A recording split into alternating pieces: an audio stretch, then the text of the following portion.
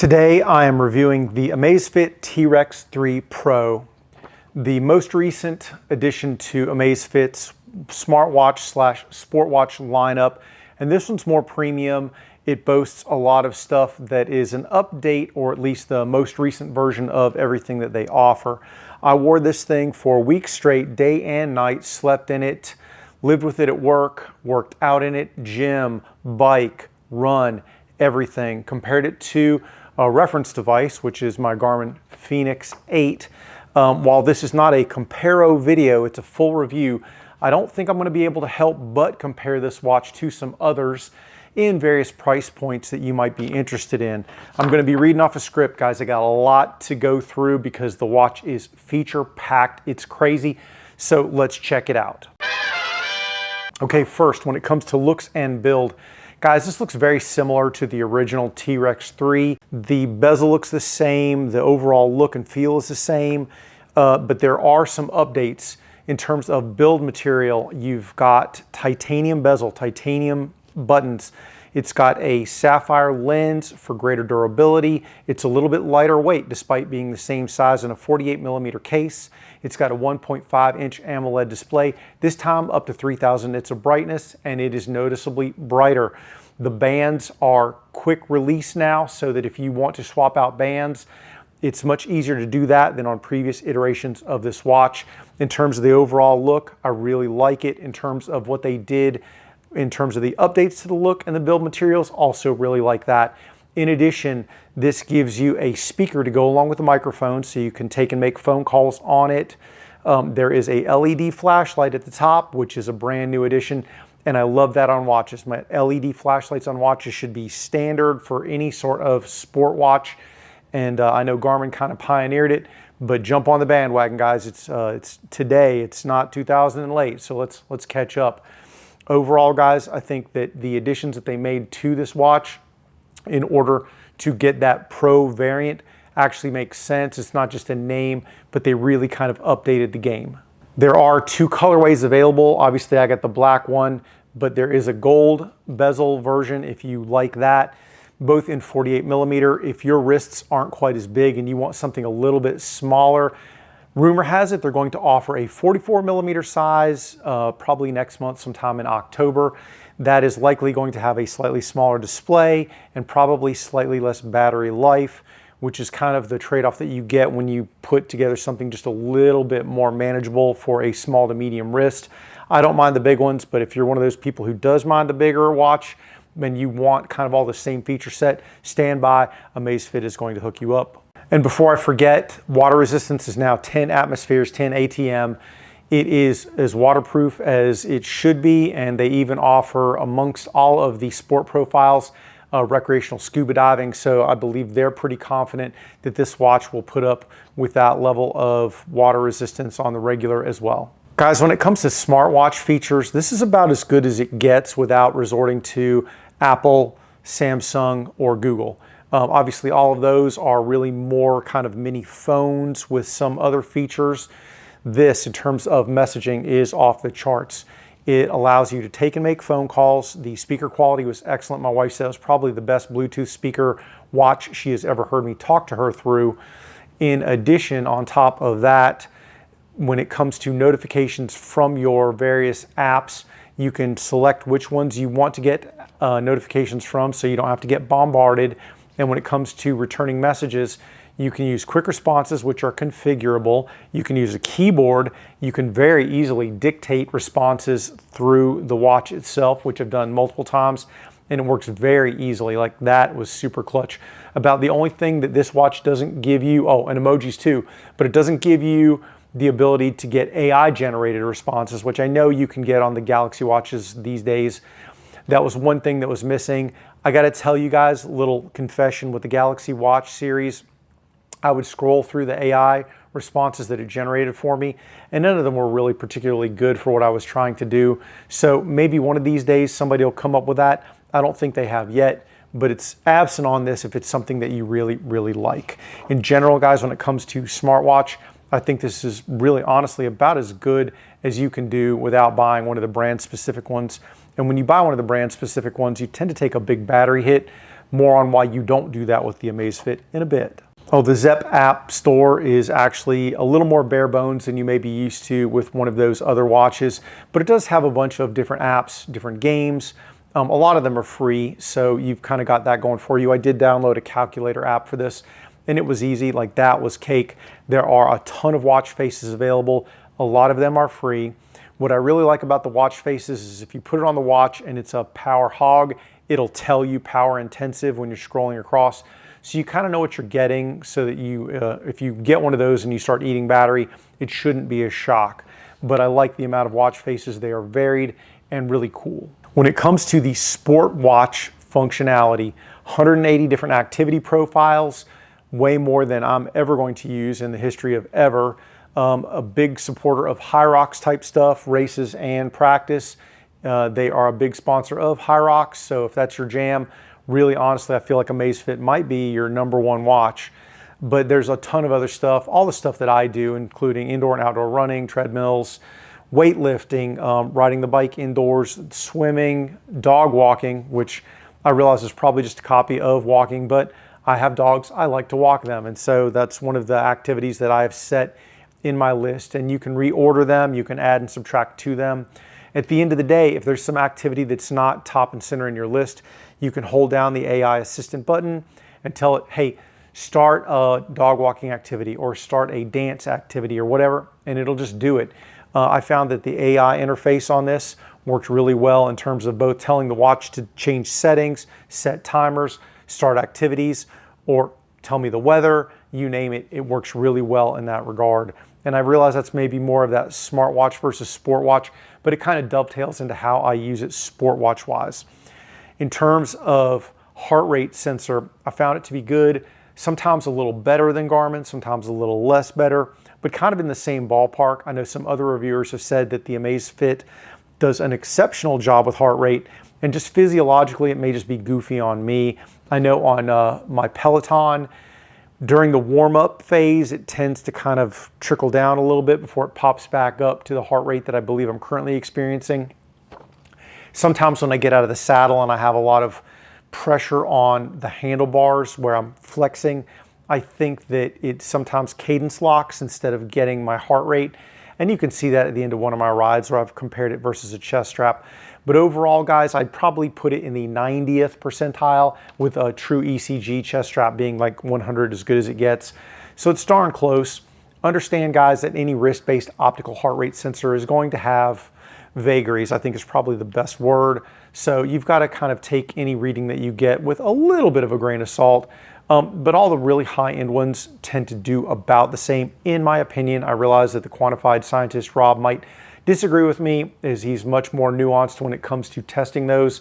And one last caveat I'll tell you is that with weight training, probably any wrist-based sensor is not going to be as accurate as you would like. So just keep that in mind. But for my needs, I think the heart rate sensor did a really good job. When it comes to the GPS, for just a neighborhood run where I'm running like a 3 or 4 mile loop around the neighborhood, and I compared it versus Garmin, I had them both set to maximum accuracy. The distances were spot on. They were exactly the same.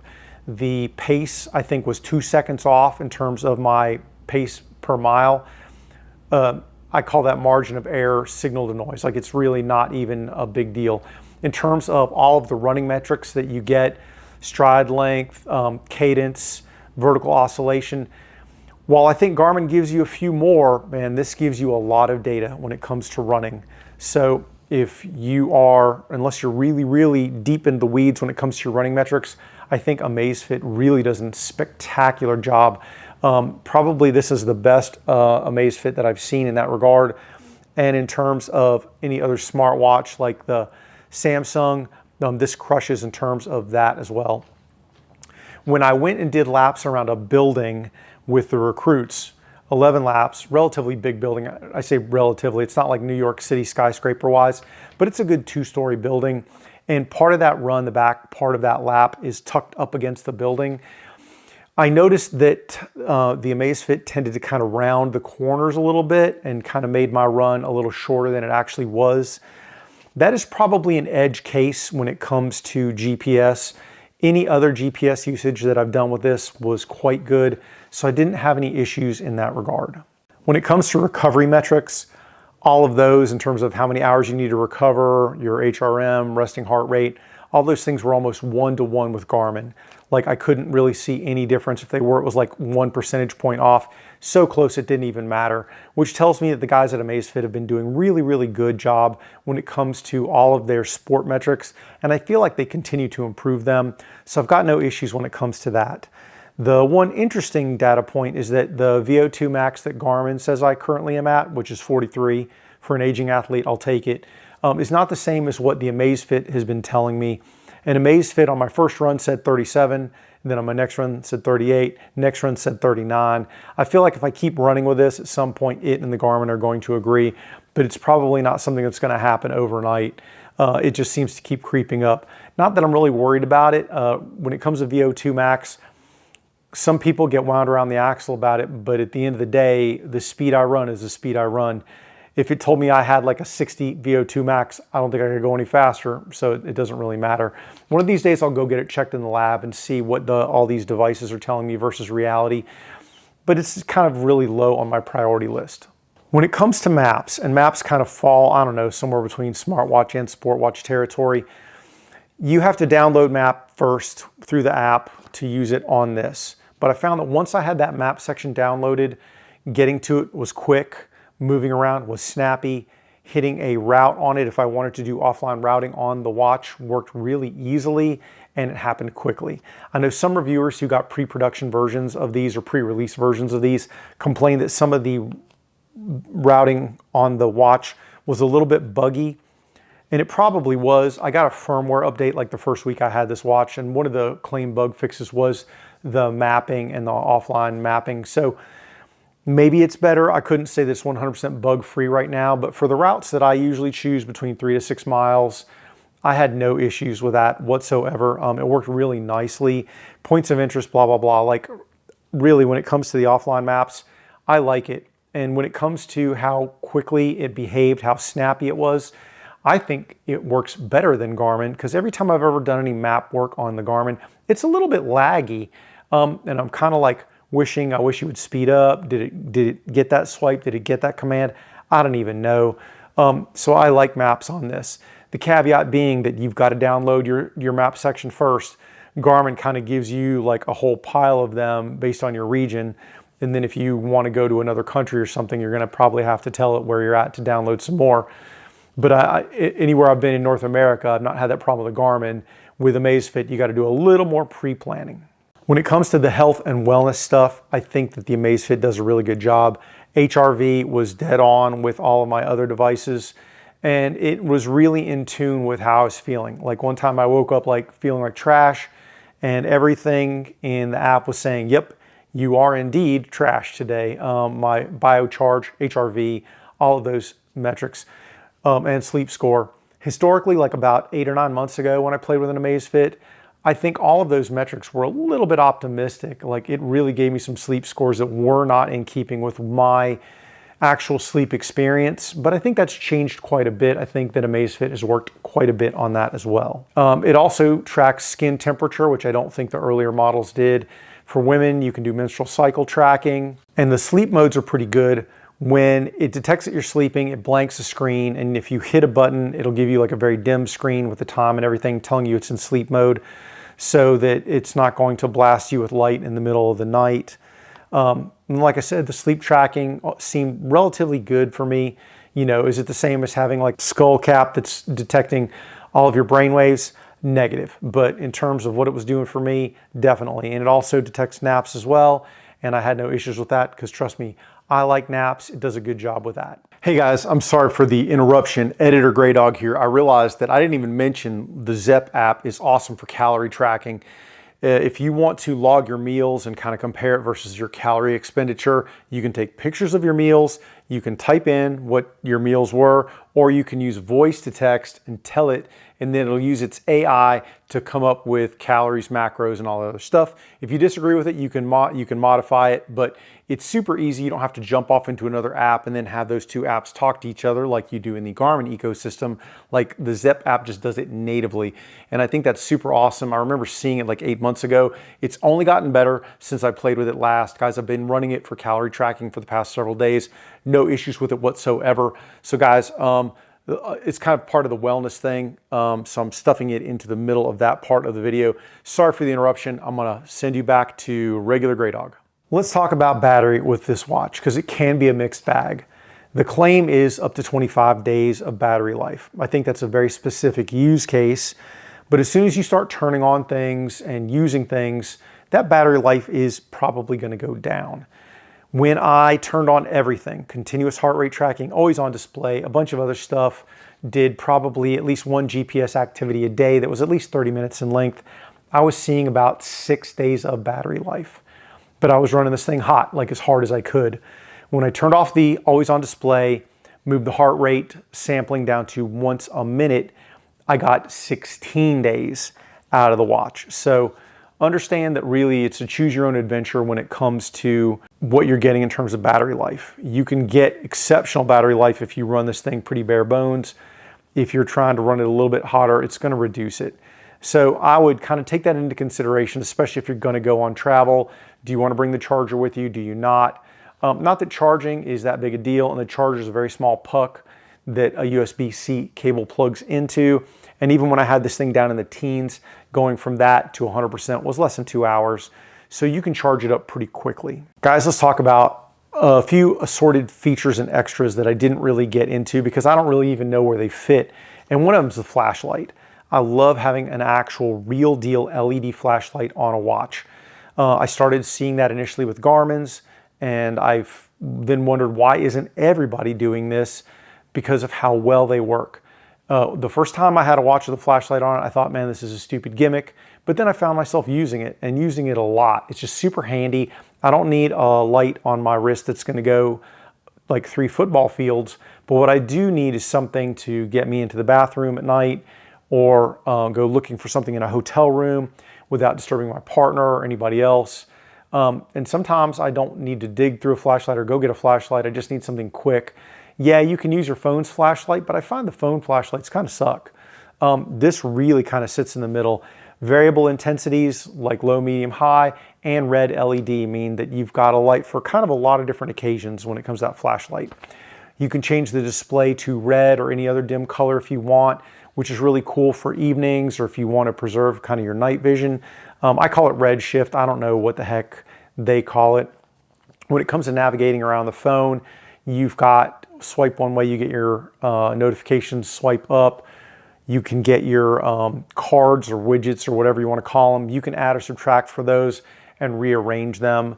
So it's kind of very similar to a lot of other smartwatches in that regard. If you swipe down, you get what I call the quick panel, which is things like settings, brightness, sleep mode, theater mode, and that aforementioned red shift. And if you forget the button shortcut to the flashlight, you can also make the flashlight go in that quick panel. Whole pile of apps on there, all the apps you're used to seeing, all the sport modes. When it comes to being in sports activities, a lot of watches will let you change things or adjust things or start and stop things through the touch screen. Sometimes if you're all sweaty and depending on your level of coordination at the time, that can be really problematic. The T-Rex 3 Pro will let you use buttons to do things like lap, start or pause, resume, all those things. I find that to be a lot easier than dealing with a touch screen. So that's a nice little touch as well. So guys, the verdict. This watch is easily the best watch, in my opinion, that Amazfit has fielded. It may not be the most perfect for you, depending on your use case, how big your wrist is, things like that. But if you want like a sport watch, adventure watch that's got kind of that extra heft to it, I think this is a good one. And like I said, smaller versions coming out, so maybe that might be your jam too. The feature set is what I wanted when I first tried out the original T-Rex 3. And if you remember that video, I said, man, if this only had like a actual speaker on it and a couple other things, it would be the perfect watch. Well, gosh darn it, Amazfit went and made the perfect watch. Do I think that this watch beats everything on the planet, no holds barred? No. Where I really think this watch is going to crush is kind of the mid-range of sport watches and smartwatches. So, you know, if there's some people are saying, oh, it's a Garmin Fenix 8 killer. No, there's no way.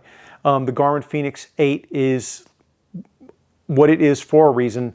It has a feature set that is better than pretty much anything out there. Its durability is off the charts. Its water resistance is off the charts. Its battery life is excellent. Like, I get why the Fenix 8 is what it is. This is not a Fenix 8 killer. But what it might be, if you've seen the most recent batch of Garmin Instincts, is it might be a Garmin Instinct killer.